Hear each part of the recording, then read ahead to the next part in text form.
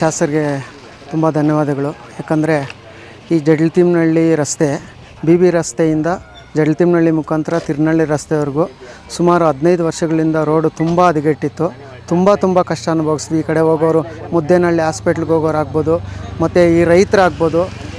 Especially ಹೇಳ್ಬೇಕಂದ್ರೆ ಹೂವು ತೊಗೊಂಡು ಬರೋ ರೈತರೆಲ್ಲ 50% ಮಾರ್ಕೆಟ್ಗೆ ಇದೇ ರೋಡಲ್ಲೇ ಬರ್ತಾಯಿದ್ದಿದ್ದು. ಅದರಿಂದ ತುಂಬ ರೋಡು ಜಾಸ್ತಿ ಹಾಳಾಗಿತ್ತು. ಸೊ ನಾವು ಹೋಗಿ ಶಾಸಕರನ್ನ ಪ್ರದೀಪ್ ವಿಶ್ವಾಸ್ ಸರ್ನ ಕೇಳಿದಾಗ ಅವರು ತಕ್ಷಣ ನಮಗೆ ಸ್ಪಂದಿಸಿ ನಾವು ಹೇಳಿದ ತಕ್ಷಣ ಬಂದು ಗುದ್ಲಿ ಪೂಜೆ ಮಾಡಿ ರೋಡ್ಗೆ ಆದಷ್ಟು ಸ್ವಲ್ಪ ಬೇಗ ಆದಷ್ಟು ರೋಡ್ ಮಾಡಿಸ್ಬೇಕು ಅಂದರು. ಕೇವಲ 3 ಅಥವಾ 4 ತಿಂಗಳಲ್ಲಿ ರೋಡು ಕ್ಲೀನಾಗಿ ರೆಡಿ ಮಾಡಿಸ್ಕೊಟ್ಟಿದ್ದಾರೆ. ಇವಾಗ ರೋಡ್ ಯಾವ ಥರ ಇದೆ ಅಂದರೆ ತುಂಬ ಚೆನ್ನಾಗಿದೆ.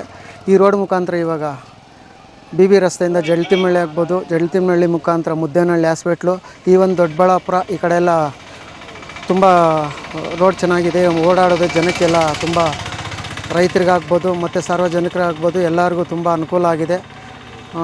ಮತ್ತು ಶಾಸಕರಿಗೆ ಮತ್ತೊಂದು ಸಾರಿ ನಾನು ತುಂಬ ಆಭಾರಿಯಾಗಿರುತ್ತೇನೆ. ಒಳ್ಳೆಯ ಕೆಲಸ ಮಾಡಿದ್ದಾರೆ. ರೋಡ್ ಮಾತ್ರ ತುಂಬ ಚೆನ್ನಾಗಿದೆ. ಕಾಂಕ್ರೀಟ್ ರೋಡ್ ಹಾಕ್ಸಿದ್ದಾರೆ. ತುಂಬ ಚೆನ್ನಾಗಿದೆ. ಶಾಸಕರಿಗೆ ತುಂಬ ಧನ್ಯವಾದಗಳನ್ನ ಹೇಳ್ತಾಯಿದ್ದೀನಿ.